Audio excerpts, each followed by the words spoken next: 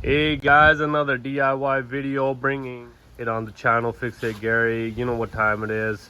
We got this '06 Toyota Prius hybrid, and the issue with this vehicle is the lighter fuse is burnt out, and the cigarette lighter to maybe charge your phone or whatnot, it's never working, so we always have to go through that hassle. But today's video is going to be about how to assess or diagnose your cigarette lighter, and yeah, basically we're going to remove the panel.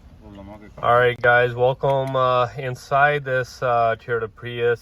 So as you can see, I've removed the panel that's just underneath where our foot, basically this cover here is a shield for all the wires down below. So if you guys want to have easy access to look at and test the fuses with the fuse tester, the fuse tester you could buy at your local power store. I just went ahead and grabbed one for like approximately $15 to $20 at my local Canadian Tire store, guys. So we're on the bottom here of the driver's side compartment of this '06 Toyota Prius, and here's the fuse panel.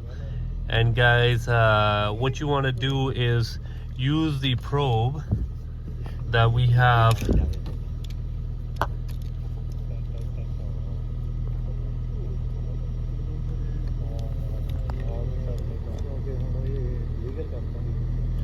So here you go. I'm testing this fuse in particular, and now we test the other side. So it's red, so that means the fuse is correct, guys. So, and as we remove the panel, we're testing for power. So basically what I did here is I tested, I took the fuse tester and I put the probe inside this plug, and it lights up, guys. So that means this plug is working fine, and this side is the ground. So if one side lights up, that's that it's the cigarette lighter itself. So we're gonna just go ahead and remove the cigarette light assembly, and once we remove that, we're gonna replace it with a new one that we're gonna buy from our local Toyota dealership.